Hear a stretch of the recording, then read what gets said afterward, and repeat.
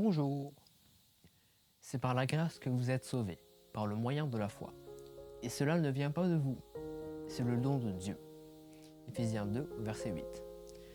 Vilain petit chat, quand vas-tu t'arrêter de faire des bêtises s'exclament Ludivine et sa mère.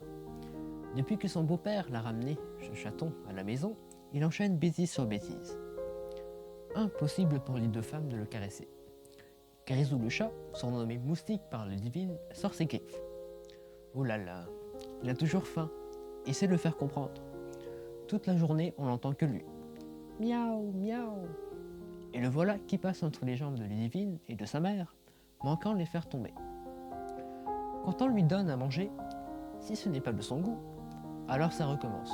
Miaou, miaou.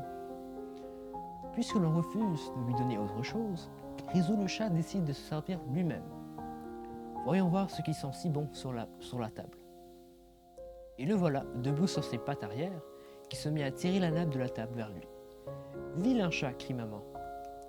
Que cherches-tu à faire? Grisou s'émine de se détourner, dans l'espace d'un instant, puis revient là à la charge. Son autre activité préférée, chasser les oiseaux qui viennent chercher de quoi se nourrir par la fenêtre de la cuisine. Oui, mais il faut sauter sur l'évier, à proximité de la gazinière où se trouve le repas que maman a pris soin de cuisiner.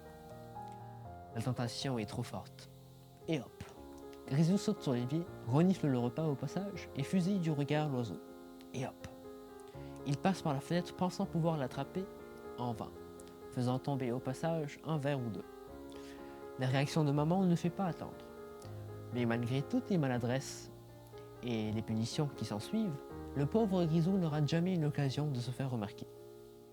Un jour, exaspéré par les réactions de maman, le beau-père de Ludivine s'écrie « Mais qui avez-vous toutes les deux contre ce chat? Vous ne l'avez jamais aimé depuis que je l'ai ramené à la maison. Puisque c'est ainsi, je vais partir avec lui et je le lâcherai en pleine nature. Ainsi vous aurez la paix. » Maman et Ludivine se regardent, étonnés. « Mais qui t'a dit que nous ne l'aimons pas? Il est hors de question que tu l'emmènes où que ce soit, » s'écrie maman. « C'est notre chat et nous l'aimons. Ce sont toutes ces bêtises que nous n'apprécions pas. Mais pas lui. Il fait partie de notre famille. » Et tout le monde se met à sourire. Il en est de même pour Dieu. Il nous aime même si nous ne le méritons pas. Même si nous faisons parfois des bêtises. Il nous aime. C'est notre mauvais comportement qui l'attriste.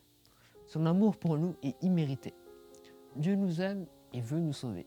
N'est-ce pas merveilleux? Extrait de Célina Alberi. Bonne journée.